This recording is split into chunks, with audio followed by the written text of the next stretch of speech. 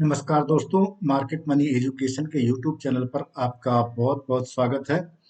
दोस्तों आइए सोमवार के दिन यानी 22 अप्रैल को बैंक निफ्टी और निफ्टी में कहां कहां पर हमें ट्रेडिंग की अपॉर्चुनिटी मिल सकती है, कौन कौन से सपोर्ट और रेजिस्टेंस के लेवल होंगे, आइए उसको समझते हैं, एनालाइज करते हैं, जिससे हमें सोमवार के दिन इंट्राडे में ट्रेडिंग की अपॉर्चुनिटी मिल सके। तो दोस्तों आइए सबसे पहले हमने बैंक निफ्टी का 15 मिनट का टाइम फ्रेम लगा करके चार्ट लगाया हुआ है। दोस्तों की जैसा हमने कल एनालाइज किया था, अभी हमने कोई भी जो सपोर्ट और रेजिस्टेंस के लिए मार्किंग की थी, यहाँ से कोई मार्किंग हटाई नहीं है, क्योंकि सपोर्ट और रेजिस्टेंस ठीक वैसे ही रहेंगे। हाँ, कुछ ये है कि जो पहले रेजिस्टेंस थे अभी वो सपोर्ट में कन्वर्ट हो जाएंगे, जैसा कि ये एरिया था, ये यहाँ पर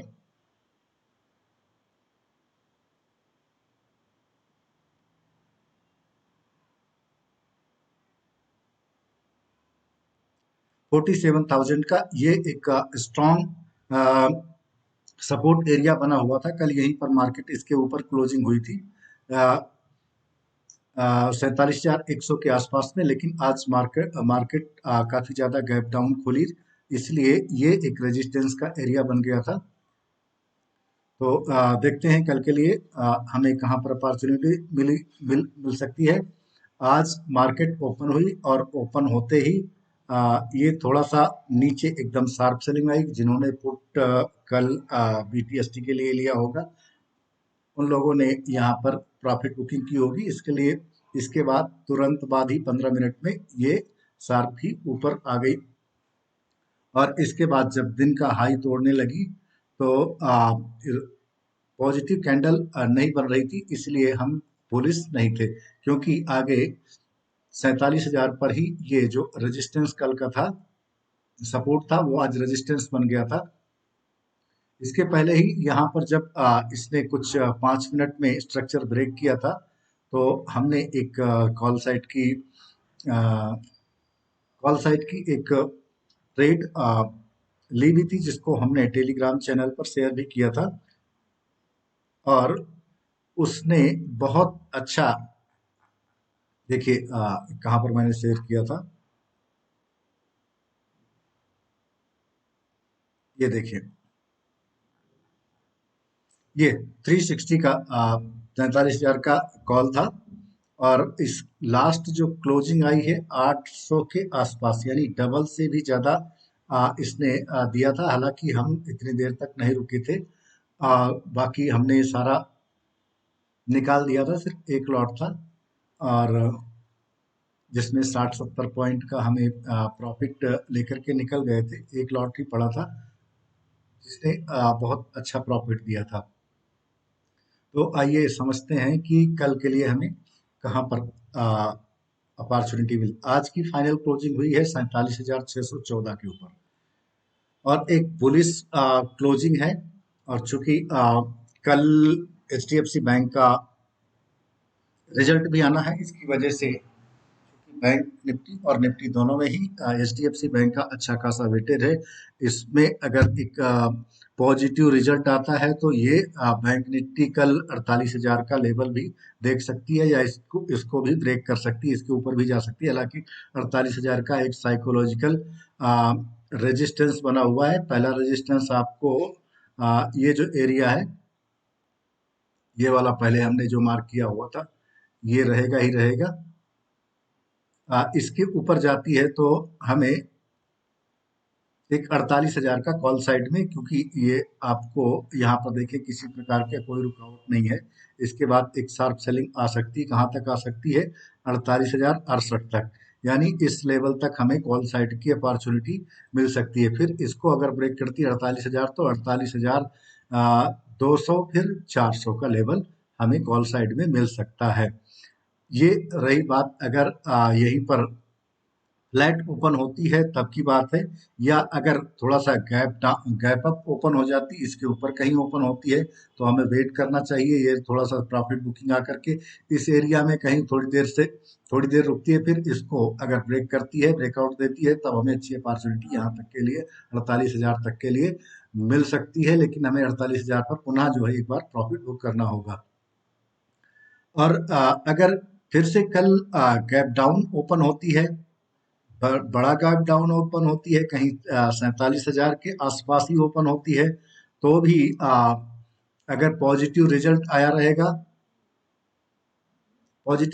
रहेगा, तो हमें अगर इस एरिया में यहाँ कहीं पर इसके पास में यानी 47,400 के आसपास में छोटा सा गैप डाउन ओपन होती है, तो हमें यहाँ तक की अपॉर्चुनिटी मिल सकती है। फिर इसके बाद ये ब्रेक करने के बाद फिर मिल सकती है, लेकिन हमें तुरंत जो है मार्केट में नहीं घुसना चाहिए। अगर 47,000 के आसपास में कहीं ओपन होती है, तो भी हमें वेट करना होगा। पुट साइड में अपॉर्चुनिटी अच्छी तरह से नहीं मिलेगी, क्योंकि ये एरिया भी एक तरह से सपोर्ट का काम करेगा और पूरी तरह से खिचड़ी हो चुका है। तो पुट साइड में जब तक 46,600 के नीचे अच्छी तरह से नहीं ब्रेक करेगी, तब तक मुश्किल होगा। हाँ, यह है कि यहाँ से कहीं से ब्रेक डाउन होती है, तो ये जो एरिया है यानी 47,200 से 47,000 तक का, ये पुट का हमें एक अपॉर्चुनिटी यहाँ पर मिल सकती है। तो इस प्रकार से हम कल बैंक निफ्टी में ट्रेडिंग की अपॉर्चुनिटी ढूंढेंगे, जिससे हमें, और 15 मिनट के टाइम फ्रेम में पहले हमें एनालाइज करना होता है, इसके बाद 5 मिनट टाइम फ्रेम में, जैसा कि हमने आज किया था। 5 मिनट के टाइम फ्रेम पर हमने यहाँ पर, ये देखिए, ये हम लाइन लगाए हैं यहाँ पर। जब इसने स्ट्रक्चर ब्रेक किया था, तब हमने एक ट्रेड लिया था, और इसका टारगेट हमने 47,000 के आसपास ही रखा था, क्योंकि यहाँ तक तो ओपन ही था टारगेट। बट हालांकि हमने इसीलिए बोल दिया था कि आप फुल प्रॉफिट बुक कर सकते हैं, क्योंकि यहाँ से फिर से कोई नेगेटिव कैंडल बनने के बाद ये दोबारा से नीचे आ सकती है। बट इस मार्केट ने ऐसा नहीं किया, मार्केट सुप्रीम है।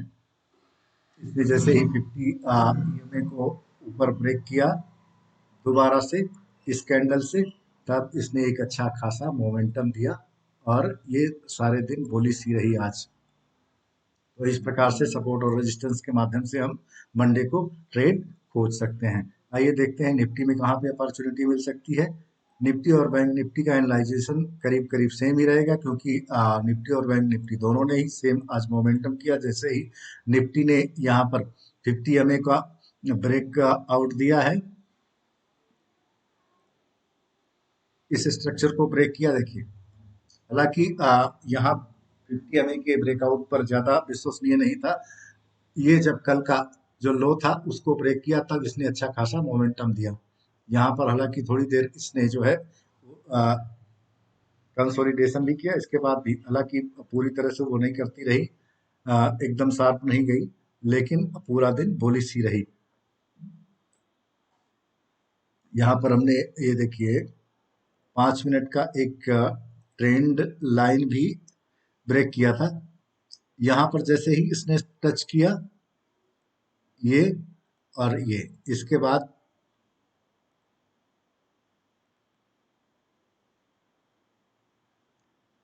इसने दोबारा इस ट्रेंड लाइन को ब्रेक किया ही नहीं।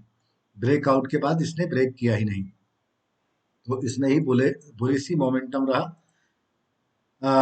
इसमें जो हमें सपोर्ट और रेजिस्टेंस का, सपोर्ट हमारा अभी भी 21,700 21,851 के पास ही बना हुआ है। इसके बाद दूसरा जो सपोर्ट है, ये एरिया है 22,087 का, जो एरिया है जहाँ 50 एमए है, ये ये एक स्ट्रॉन्ग सपोर्ट है।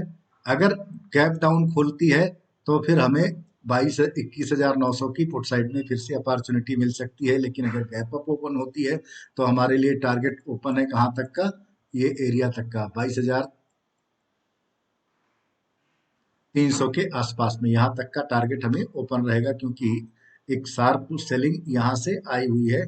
तो जहाँ कल जहां से जिस एरिया से कल शार्प सेलिंग आई थी वहां तक का अभी हमारे पास टारगेट ओपन। अगर ये फ्लैट ओपन हो जाती कुछ देर यहाँ पर रुकती है तो अगर ये ब्रेकआउट देती है यहाँ पर इस एरिया में तो हमें अच्छा खासा मोमेंटम 22,300 का टारगेट हमें आराम से मिल सकता है। तो इस प्रकार से हम ट्रेडिंग के लिए इंट्राडे में स्ट्रेटजी अपनाएंगे तो अच्छा खासा मोमेंटम हमें मिल सकता है। दोस्तों जिन्होंने चैनल को सब्सक्राइब अभी तक नहीं किया है सब्सक्राइब कृपया जरूर कर लें। साथ ही साथ डिस्क्रिप्शन बॉक्स में टेलीग्राम चैनल का लिंक भी दिया हुआ है उससे आप टेलीग्राम चैनल को ज्वाइन कर सकते हैं जिसमें मैं सुबह या जब भी कोई मुझे ट्रेड नज़र आता है तो उस ट्रेड को मैं शेयर भी कर देता हूं जिससे कि अगर आप ट्रेड यहाँ से समझ करके पेपर ट्रेड या कुछ भी सीख रहे हैं तो उसमें आपको समझने में हेल्प मिल सके। दोस्तों वहाँ पर कोई भी जो स्टडी दी जाती है या उसमें कुछ भी शेयर किया जाता है इंफॉर्मेशन टेलीग्राम में that is not any call and tips. Call and tips के भरोसे उसके माध्यम से आपको ट्रेड नहीं लेना चाहिए।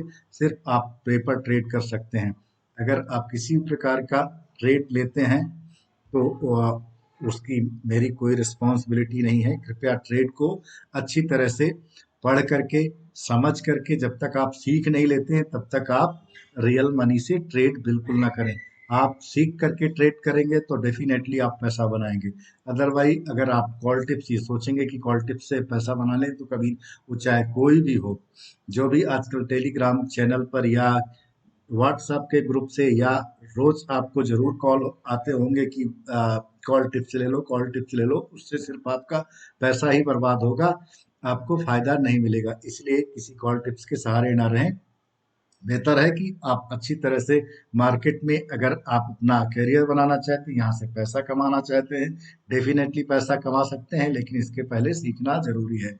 लर्निंग जो है वो मोस्ट इम्पोर्टेंट है। लर्निंग करके अगर आप देखिए सरकार भी कहती है एनएससी भी कहती है जितने भी इंस्टीट्यूशन है ये सभी आपको बोलते हैं कि सबसे पहले आपको जो इन्वेस्टमेंट करना है उसको आप सोच कर समझ करके ही इन्वेस्टमेंट करें अदरवाइज आपका नुकसान होने में देर नहीं लगेगी। आइए निफ्टी और बैंक निफ्टी का डेटा को समझते हैं कि क्या पोजीशन है।